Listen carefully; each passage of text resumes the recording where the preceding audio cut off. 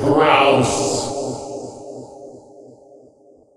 Now, I have this idea that since you live in Utah and don't have a big house in LA somewhere, Right. you're just enough outside the industry that you are still able, and you write the movies with your wife, Right. so that you're able to sort of keep your vision kind of pure. I mean, do you think if you lived in LA that it might be a little different kind of thing? You'd be hounded more, or there'd be a different situation for you?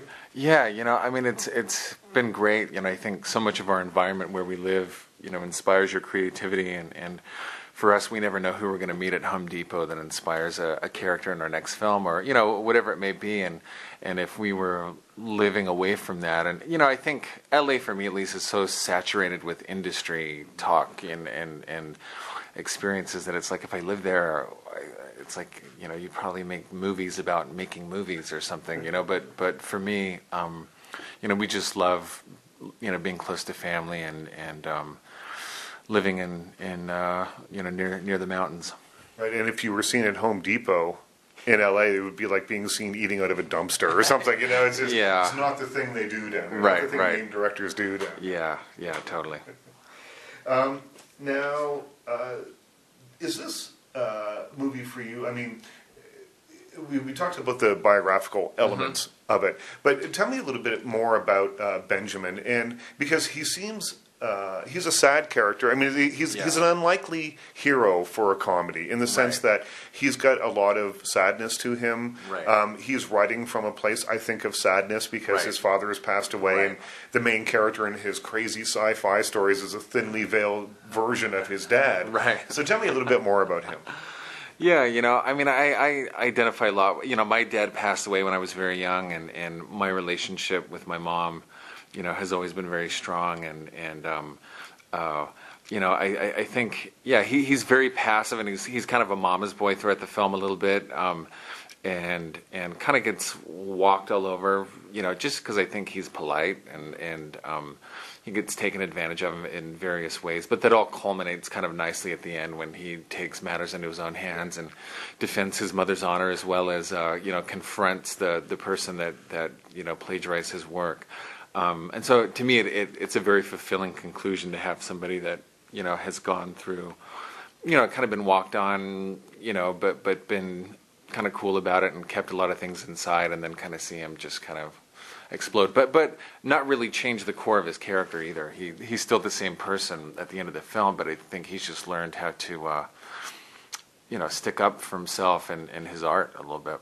Well, I was wondering if it was kind of a statement. What happens to him? Again, for people that haven't seen it, there's his short story, his novel has been plagiarized. It gets turned into a very low budget film that doesn't really reflect his own words. And I was wondering, is that sort of a comment in any way on the writer's position in major motion pictures? Because they always say that once the writer is done with something, that they then become the lowest person on the production. Yeah. I mean, for me, I don't know if. My wife and I take so much time to write something. I don't know if we'd ever be able to turn it over to somebody else to make, just because it's, for me, the production process is always been closely related to the writing process, just as you're envisioning the world and the characters and everything. But, number of people have said that, like, is that a commentary on it? And we've never had anything of ours plagiarized at all, and we thought it was a fun device to be able to see the different, visions of his words, kind of, but yeah, that's a good point. You wanted to work for George Lucas at one point, but up until now, you've never had a large amount of special effects or any special effects in your movies, and now you do, and they're cool though because it's sort of practical special effects. Totally. From what I saw, or from what I could imagine, I don't think there was a lot of computer generated tomfoolery happening. Right. Yeah. No. As a kid, all my favorite movies were science fiction. I loved, the Star Wars films, and You're a kid of the '70s, right? I mean, it seems like the books that make up the title sequences. Yeah. I remember those books so well from those covers. Now, are they real covers or were they manufactured? For those were existing book covers that we found, and we use a lot of the artwork from a man named Kelly Frias, who's quite famous. But we changed, our production designer created the books and changed the titles to be the credits and everything. But but it was funny because a lot of the characters and some of those things actually looked like, the people in the film. We were like, whoa, this kind of looks like Sam Rockwell, and that looks like Jermaine. Let's use that one. And the Jermaine Clement version of Bronco, did I read that he's based on the lead singer of Kansas? Is that true?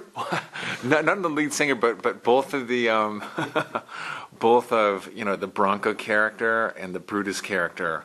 If you check out any Kansas music videos, you will see them both as members of that band. That's very funny. Yeah. Richard Crouse.